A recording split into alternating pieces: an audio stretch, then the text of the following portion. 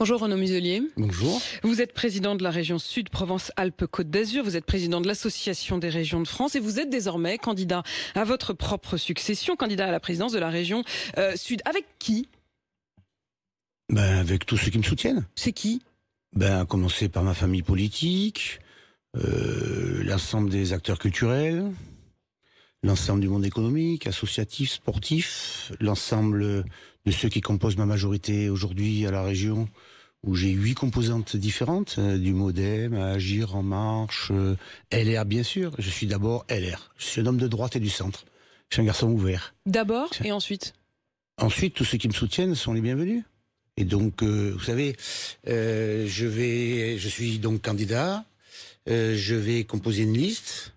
Il y a beaucoup de spéculations sur la façon dont la liste va être faite. Mais on va essayer d'en savoir un peu plus quand même. Justement, parce que dans ces vous laissez spéculations... des petits messages quand même. Sybilla, hier, dans votre communiqué pour annoncer que vous êtes candidat, vous dites « Je suis un homme du Sud, je parle avec tout le monde, je travaille avec les gens raisonnables, je sais fédérer les énergies ». C'est vrai, je crois en tout cas. Et c'est manifestement ce que je pense on peut constater dans le bilan qui est reconnu par tous et toutes. Bon, à un moment, je vais vous poser la question de manière très franche. Est-ce que la République En Marche va vous soutenir? Est-ce que vous serez le candidat des deux? Sûrement pas. Sûrement pas. J'ai toujours dit pas d'accord d'appareil. Donc il n'y aura pas d'accord d'appareil. Je le dis, je le répète depuis le début. Pas d'accord d'appareil. Mais je me permets de vous rappeler que je le dis depuis le début. Par contre, effectivement, quand on compose une majorité avec ce qui va se passer devant nous, je vais l'ouvrir sur la totalité de l'échiquier, entre les Verts raisonnables. Vous savez, ceux qui sont quand même pour les arbres de Noël, vous savez, ceux qui sont pour les Tours de France, vous savez, ceux qui vont pas financer les mosquées. D'un arbre mort, voilà, comme le maire de Bordeaux. Voilà, ceux-là, les Verts, je dirais, raisonnables. Et je vais aller jusqu'aux repentis du Front National. Ceux qui ont fait l'aventure du Front National et qui ont vu que c'était une folie. Et il y a le reste, sur la base de ma colonne vertébrale, c'est-à-dire des Républicains, de ma région d'abord, le bon sens voudrait que tout le monde me soutienne. Le bon sens voudrait que tout le monde vous soutienne, parce qu'il y a un ennemi commun? Il y a un ennemi commun, oui, il y a plein d'ennemis. C'est le Rassemblement National, c'est Thierry Mariani? Il y a plein d'ennemis. Il y a un premier ennemi majeur, c'est quand même le Covid, quand même. Parce que c'est le problème aujourd'hui. On va évidemment en parler. Donc, oui, mais enfin, c'est quand même un ennemi, parce que c'est dans les 2 mois qui viennent, c'est essentiel. Jusqu'aux élections, c'est ça. Après, il y aura le redressement de la région, ou la suite, stop ou encore pour moi. Et au profit de qui? Et là-dedans, tous les soutiens sont bons contre à la mise en place d'un tremplin sur les présidentielles. On n'est pas dans un combat présidentiel pour aider Madame Marine Le Pen pour prendre le pouvoir pour les prochaines élections. On est pour savoir qu'est-ce qu'on va faire pour la région et avec qui dans les 6 ans qui viennent. Ce qui est quand même pas du tout le même match. Et donc on m'entraînera pas dans un match qui est un match de campagne présidentielle, que ça soit dans ma propre famille, que ça soit dans la famille de la République En Marche, dans lequel il n'y aura pas d'accord d'appareil. Il n'y aura pas d'accord d'appareil personne. Je veux simplement, et le bon sens fera en sorte que je souhaite d'ailleurs peut-être qu'en fait on puisse s'entendre pour l'avenir de cette région. Je voudrais qu'on arrête de tourner autour du pot et qu'on comprenne vraiment de quoi il s'agit. Renaud Muselier. Je tourne pas autour du pot, je suis très clair quand même. Un petit peu quand même, parce que... Je dis pas ce que vous voulez entendre, ce qui est pas pareil. Je voudrais juste comprendre. Moi, je ne veux rien entendre. Je veux juste comprendre. Vous dites pas d'accord d'appareil. Oui. Ok, ça veut dire que ça va pas se décider à Paris, dans les bureaux des différents partis. En revanche, ça peut être un accord de personnes. On pense notamment à Sophie Cluzel, qui est membre du gouvernement aujourd'hui et qui pourrait avoir sa place à vos côtés. Sophie Cluzel est candidate quand même. Mais est-ce qu'elle pourrait vous rejoindre dès maintenant? Je sais pas. Faut lui poser la question. Mais si elle le proposait, vous diriez oui? Pour l'instant, elle ne l'a pas proposé. Mais vous aimeriez qu'elle vous le propose? Non, mais parce que pour l'instant, elle n'a pas proposé. Quel est le problème qui se pose à moi? Aujourd'hui, je suis dans une situation où je suis plutôt en force. Aujourd'hui. Je sais qu'il faut additionner. Et on gagne toujours à rassembler. Je sais qu'il faut se dépasser. On s'honore toujours au dépassement. Et donc, il faut sortir des familles. Il faut sortir des appareils politiques pour arriver à aller plus loin, pour arriver à faire un projet. Autour d'un bilan, autour d'une personne, sur un projet. Et là-dedans, vous avez, bien entendu, aujourd'hui, Sophie Cluzel qui est candidate.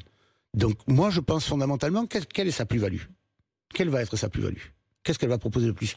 Aujourd'hui, je travaille globalement plutôt très bien. Vous avez dit que c'est d'accord de personne. Je travaille globalement très bien avec Monsieur le maire, avec qui on a traité tout le problème de la crise économique. Je travaille plutôt très bien avec Madame Borne, avec qui on a traité toute la crise sociale. Je travaille très très mal avec Monsieur Véran, qui a été en retard sur tous les ballons et qui, chaque fois qu'on lui propose quelque chose, il prend 3 ou 4 mois de retard avant de donner une réponse qui lui est favorable alors qu'on lui avait proposé d'avoir 3 mois d'avance.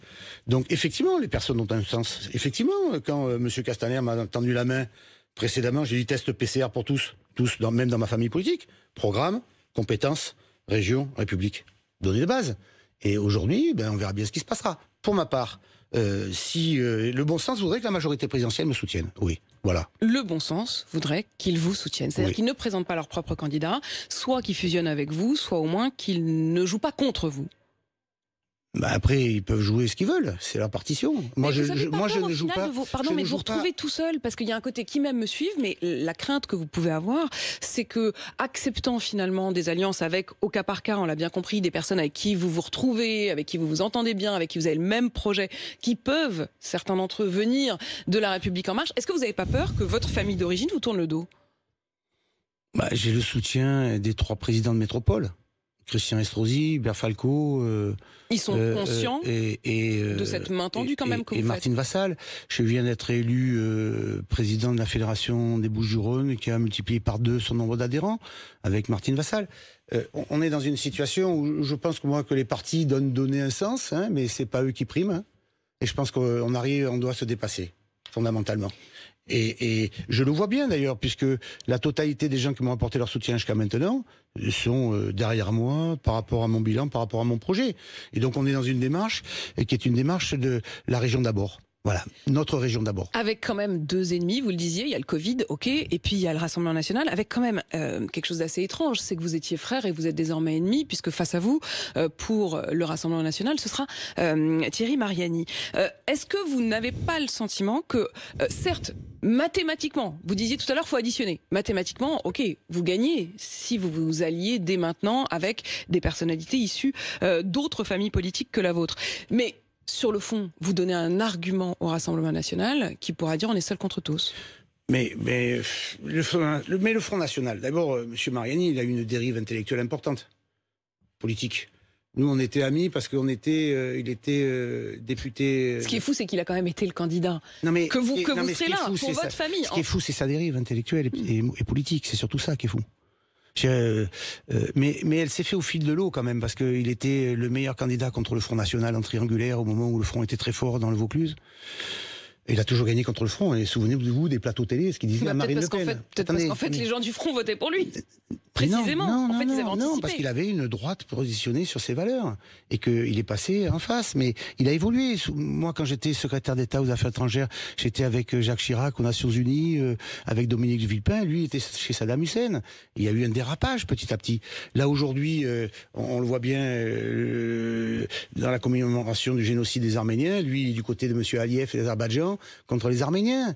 Et donc, il y a une dérive totalitariste de M. Mariani qui a dérivé politiquement et qui aujourd'hui vient dans la région pour montrer que Mme Le Pen peut gagner les présidentielles. Bon, voilà, c'est ça. Mais bien sûr qu'elle peut gagner. Bien sûr qu'elle peut gagner. À partir du moment où vous faites une compétition dans une élection, bien sûr que vous pouvez gagner. C'est-à-dire, vous voulez dire qu'elle peut gagner parce qu'elle est candidate, ou est-ce qu'elle peut gagner parce qu'elle a vraiment ses chances? Mais de toute façon, tout candidat peut gagner, sinon il n'y va pas quand même. Oui. Non mais attendez. Et les sondages ne l'ont jamais donné gagnante. Mais néanmoins, on voit bien qu'il y a un resserrement du dispositif, de l'écart. Donc, mécaniquement, je ne suis pas absolument convaincu que les Français aient envie de tomber dans les mains de Marine Le Pen, une espèce d'aventure absolument invraisemblable, très dangereuse et dramatique, que je combattrai toute ma vie. Parallèlement à ça, aujourd'hui, M. Macron est dans une situation compliquée sur le plan politique, et la droite n'a pas encore de candidat. Donc le peuple français se décidera quand il y aura la décision. Et nous déciderons quand il y aura la décision. C'est-à-dire qu'en fait, puisque justement vous vous inscrivez dans cette perspective que vous évoquez de vous-même, ça veut quand même dire qu'à un moment... C'est vous qui m'avez emmené sur le terrain des présidentielles et j'y réponds, parce qu'aujourd'hui vous avez M. Mariani qui est candidat contre moi. Et que les Républicains sont faibles, vous pourriez à ce moment-là faire l'inverse, c'est-à-dire ce que vous demandez aujourd'hui, c'est-à-dire certains qui viennent de la République En Marche qui pourraient... Mais je ne demande rien, moi. Vous vous dites finalement... Mais je ne demande rien. Voilà, je suis en tête. Vous jouez un peu avec les mots quand même. Mais je connais le verbe français. Et vous aussi. Et donc je vous entends et je vous écoute. Et donc vous me dites, moi je ne demande rien. Voilà. Je trouve que je suis ouvert à tout, dans la totalité du spectre, et le bon sens voudrait que la majorité présidentielle me soutienne. Voilà. Et là-dedans, l'enjeu pour la région, il est pour savoir qui va piloter cette région dans les 6 ans qui viennent. Revenons quand même sur ce qui s'est passé justement aux dernières élections régionales. Cet accord contre le Rassemblement national, qui s'appelait à l'époque Front National, il s'est fait dans l'entre-deux tours. Christian Estrosi, Christophe Castaner et Marion Maréchal Le Pen. Pourquoi vous n'attendez pas? Est-ce que c'est parce que entre temps le péril est devenu plus grand? Non, mais c'était pas du tout la même situation. Non, mais c'est parce que le péril est devenu beaucoup plus grand. Mais oui, mais vous comparez les choses et qui ne sont en allant directement. C'est ce sentiment quand même d'une alliance, d'une sorte de front républicain dès le début, quoi. Mais c'est pas un front républicain. À l'époque, M. Castaner représentait la gauche unie dans son bloc complet et il était sortant au nom de la gauche. Nous avions Marion Maréchal Le Pen qui était donnée entre 41 et 44% en permanence. Ce qui est quand même pas du tout le cas de M. Mariani aujourd'hui. Il y a quand même 10 points de moins, je me permets de vous le rappeler. Et nous étions avec Christian dans une situation où nous avions tourné en 2e position. À ce moment-là, M. Castaner a décidé, et c'est un accord que j'avais passé avec lui d'ailleurs à l'époque, de se retirer. Et donc, mais aujourd'hui, ça sera plus le cas la prochaine fois. Plus personne ne se retirera. Tout le monde sera là au 2e tour. Plus personne ne se retirera. Non, plus personne ne se retirera parce que... C'est fini ce temps-là. Oui, je pense que c'est fini. Je pense que c'est fini. Donc soit, mais prenons-en acte. Donc la dernière fois, on s'est retrouvés qu'à 2. Et on a fini vainqueur avec Christian, mais de justesse. Bon. Aujourd'hui, on est dans une autre situation où on avait à l'époque une poussée très nette du Rassemblement national, qui est toujours très haut d'ailleurs, et avec une candidate très bonne. Bon. M. Mariani, c'est pas un perdreau de l'année quand même, hein, si je puis me permettre. Oui, mais enfin, s'il n'est pas si bon, pourquoi vous avez si peur? Mais pourquoi j'ai peur? Vous voyez, j'ai peur. Quand même. Enfin, soyons sérieux. J'ai peur. Vous me voyez avoir peur? Mais j'ai pas peur du tout, hein. Je suis organisé, je suis structuré, je suis déterminé, je suis fidèle à ma ligne politique, je suis fidèle à mes engagements que j'ai toujours eus dans le RPR, dans l'UMP, dans les Républicains, où j'ai toujours fait rempart, comme un bébé Chirac que j'étais en son temps, au Front National. Ça, c'est clair, hein. Il n'y a jamais eu de porosité sur ma ligne. Ouais, jamais. Maintenant, je suis président de région sortant. J'ai beaucoup travaillé avec tout le monde. Personne ne conteste ce travail. Et je souhaite arriver à gagner. Parce que je ne veux pas partir dans des dérives qui entraîneraient une catastrophe pour notre région. Quand vous dites dérive, justement, qu'est-ce qui vous distingue le plus de Thierry Mariani? Vous le disiez, vous étiez sur les mêmes bancs au départ. Aujourd'hui, plus du tout. Vous allez être adversaire. Vous parliez de sa radicalisation, notamment sur les questions internationales. Dans la région, dans vos programmes, qu'est-ce qui fait que, franchement, c'est blanc et noir? Mais il ne parle que de sécurité, qui est même pas dans son domaine de compétences. Il dit toute la journée que... Vous parlerez pas de sécurité? Non, mais j'en ai déjà fait beaucoup. Mes trains, c'est 100% sécurisé. Mes lycées, c'est 100% sécurisés. Ça dépend de moi. Dans mes parcs régionaux, j'ai fait ma garde régionale. Dans les abords des lycées, j'ai fait mes médiateurs. Partout où je suis en domaine de compétences, partout où il y a des subventions de la région auprès des associations, ceux qui ne signent pas la charte anti-radicalisation, avec des preuves à l'appui, ne sont pas subventionnés. J'ai fait des formations dans les associations, comme la totalité de mon personnel, sur les signes de radicalisation auprès de nos équipes. On a avancé, on n'a pas attendu M. Mariani pour s'occuper de la sécurité dans la région, dans nos domaines de compétences. Je paye des gendarmeries, je paye des policiers, je paye des caméras, je paye du matériel. Nous le faisons en accord avec la police nationale, en accord avec la gendarmerie, en accord avec les municipalités pour apporter des zones de sécurité là où nos collègues maires ou les services de l'État défaillants nous le demandent. Donc vous y mettez les moyens. Donc j'y mets les moyens. Sur la sécurité, vous ne mettez pas ça tout à fait au même niveau. Lui, il en fait la priorité numéro 1, y compris dans les domaines qui ne sont pas les siens, on a bien compris. Et quoi d'autre? Après, moi, je m'occupe de l'économie, je m'occupe de l'emploi, je m'occupe du fonctionnement général, je m'occupe des fonds européens. Je suis allé récupérer 5 milliards d'euros. Je viens de signer un contrat de plan État-région avec le Premier ministre, qui est 2 fois et demi celui qui avait été signé par M. Vauzel et M. Valls, ancien Premier ministre. On a mis en place la ligne nouvelle. Tous nos trains roulent à l'heure, excusez-moi du peu, alors qu'on était la plus mauvaise région de France. On avait les trains qui étaient les plus en retard et les plus mauvais services de France. Aujourd'hui, ça roule. On a maintenant en projection, mais j'aurai l'occasion d'en dire sur mon projet un peu plus tard, mais moi je suis pas en train de dire que je soutiens, enfin lui qu'est-ce qu'il fait? Il fait campagne pour Marine Le Pen, qui lui a demandé de venir sur ordre. Voilà, moi, personne ne me donne des ordres. Renaud Muselier, on l'a bien compris, vous appelez, enfin voilà, vous êtes ouvert et le bon sens voudrait que les membres du rassemblement de la majorité vous soutiennent. Mais il y a quand même un autre bilan, parce que vous l'avez dit tout de suite, vous avez dit on a quand même un ennemi qui est le Covid. Là-dessus, vous avez été extrêmement impliqué, pas seulement parce que vous êtes médecin, mais aussi parce que vous avez parfois devancé les décisions de l'État. Il y a un point par exemple sur lequel vous avez devancé, ce sont les vaccins, 500 000 vaccins Sputnik en précommande, alors qu'ils sont toujours pas autorisés. Vous en êtes où là-dessus? Une fois qu'ils sont autorisés, j'ai fait comme, vous savez, tout simplement, comme j'ai des conflits assez importants en permanence avec M. Véran, je me suis collé à l'Europe, puisque moi je suis un pro-européen. Les Allemands ont dit, OK, on commande les Sputnik, ou on les précommande. Le Land de Bavière, avec qui j'ai de très bonnes relations, qui est un des lands les plus puissants d'Europe, en a commandé 2,5 millions, ou en tout cas précommandé. Donc la précommande, je me l'ai adressé à l'ambassadeur de France, qui m'a adressé au ministre, qui m'a des affaires, le ministre de la Santé russe, qui m'a mis en contact avec la Fondation pour passer une précommande de 500 000 quand ils seront autorisés dans le cadre de l'autorisation européenne. Justement, comme les Allemands. Je fais comme les Allemands dans le cadre. Et donc le jour où ils sont autorisés, je les achète et je les mets dans le circuit de la vaccination dans ma région. C'est très simple. Et s'ils ne sont pas autorisés, vous n'aurez pas payé? Je les ai pas. Vous n'aurez pas payé? Ben non, je les aurais pas payés, j'aurais précommandé. Il n'y a pas d'accord. Mais vous savez, c'est exactement la même chose qu'on a fait, que le gouvernement, enfin plus exactement le gouvernement n'a pas fait, mais qu'a fait l'Europe pour le commande des Pfizer ou des Moderna. Qu'est-ce qu'ils ont fait cet été? Ils ont précommandé auprès de Pfizer, auprès de Moderna, auprès d'AstraZeneca. Ils ont attendu l'autorisation. Ils ont précommandé, et une fois que l'autorisation est arrivée et que les normes ont été données, mais pour le Sputnik, pour 95%, enfin la revue de Lancet dit que le Sputnik est fiable à hauteur de 95%. Voilà. Et ça fait quand même maintenant près de 4 mois, je crois, que la demande d'autorisation a été proposée aux Européens, qui n'est toujours pas arrivée. Est-ce qu'il faut autoriser toutes les tranches d'âge à être vaccinés quand on voit le nombre de créneaux de vaccination et de doses qui ne sont pas utilisés? Moi depuis le début, depuis le mois de septembre, je pense, je dis qu'il faut donner la possibilité à ceux qui veulent se faire vacciner de se faire vacciner.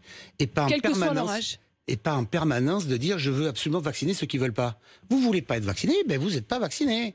On a des vaccins. Alors on a fait la première vague très bien pour ceux qui voulaient l'être. Aujourd'hui, on voit qu'on plafonne, qu'on perd du temps, ouvrez à ceux qui veulent l'être vaccinés. Et tous ceux qui veulent l'être, ils sont vaccinés. Alors, par exemple, en termes d'organisation, vous faites la catégorie des tranches d'âge qui sont ciblées. Par exemple, je dis de 9h à 13h ou à 15h. Et puis de 15h à 17h, vous faites rentrer tout le monde. Et voilà. Au moins, vous ne perdez pas une seule dose. Et comme ça, vous concentrez la tranche d'âge cible au moment où c'est ouvert, et puis pour que vous ne perdiez pas, vous ouvrez à tout le monde le reste de l'après-midi. Et à ce moment-là, vous vaccinez tout le monde. Et vous verrez que ça ira beaucoup plus vite. Ça va. C'est un effet d'entraînement, ça. C'est un effet d'entraînement et d'accélération. Et donc, vaccinez ceux qui veulent. Et ça, vous seriez prêt à le faire tout de suite, dès aujourd'hui? Bien sûr. Mais on voit bien la polémique aujourd'hui. On voit bien la polémique aujourd'hui. Alors, hier, on manquait de vaccins, et aujourd'hui, on a trop de vaccins, et on a des doses qu'on perd. Enfin, chez les fous, là. Donc, vaccinez ceux qui veulent l'être. C'est peut-être plus Emmanuel Macron... Mais je voudrais revenir sur un truc, c'est que quand même, dans cette... parce que vous avez rappelé que j'étais médecin, oui, ça a un sens. Vous savez que c'est quand même la seule maladie au monde qu'on ne soigne pas. On n'en parle jamais. On ne parle jamais de soins. Jamais. C'est-à-dire tout simplement... On en a quand même beaucoup parlé. Non, on ne parle que des vaccins. Il y a des choses qui ont été tentées. Parce que ce débat-là, de l'hydroxychloroquine a pollué la totalité du reste. C'est-à-dire aujourd'hui en réanimation, ils ont fait d'énormes progrès, mais enfin il vaut mieux essayer d'éviter d'aller en réanimation. Mais on en meurt encore. Non, mais vous êtes en réanimation, mais pour pas en mourir, il faut être pris très tôt. Pour être pris très tôt, il faut tester, dépister tout le monde. Mais et après, vous mettez le petit doigt dans l'oxymètre derrière, vous prenez des corticothérapies, vous prenez des anticoagulants, vous prenez des antibiotiques, vous prenez des Itromax, et je ne parle pas de l'hydroxychloroquine parce que ça pose un problème. Ça veut dire qu'aujourd'hui, nous ne parlons pas de médecine, alors que des centaines de milliers de médecins en France se soignent, et que le ministère de la Santé ne dit jamais ce qu'il faut faire. Moi, je voudrais quand même comprendre, Renaud Muselier, vous sous-entendez que si on élargissait ce test et ces soins, il y a des gens aujourd'hui qui meurent faute d'être soignés et dont on pourrait éviter qu'ils meurent? Trop tard, ils sont soignés trop tard. Parce que le protocole sanitaire sur autorisé aux médecins n'est pas clair. On sait faire mais on ne fait pas? On sait faire, on ne le dit pas. Et donc on fait chacun comme il peut, ou comme il veut, en fonction des règles de la médecine et du serment d'Hippocrate ou d'Hippocrate que l'on a passé. Donc à partir de ce moment-là, le serment d'Hippocrate nous fixant une méthodologie de travail, nous avons aujourd'hui des médicaments sur le marché qui nous permettent de soigner. Mais rappelez simplement que la prise en charge précoce entraîne évite la réanimation. Voilà. Un mot encore, vacciner les assesseurs et les présidents de bureaux de vote, Emmanuel Macron l'envisage, est-ce qu'il faut l'autoriser? Mais bien sûr, vacciner tout le monde. Vacciner tout le monde, ceux qui veulent. Vous savez, garder un bureau de vote, c'est difficile quand même. 2 dimanches de suite, surtout il va faire beau. Ils ont plutôt tous envie peut-être d'aller à la plage et de profiter des bars, des terrasses, des restaurants, des cafés. Hein, et donc ceux qui gardent les bureaux de vote, je les en remercie. Surtout les bénévoles militants qui le font. Et ben, vaccinez-les. Ils font un effort de républicain. Où ils font une journée entière. Ben, vaccinez-les, au contraire. Vaccinez leur famille aussi. Vaccinez tout le monde. Vacciner tout le monde. Renaud Muselier, président de la région Sud, Provence-Alpes-Côte d'Azur. Et on l'a bien compris, candidat à votre réélection avec tous ceux qui vous aiment. Il est 8h54.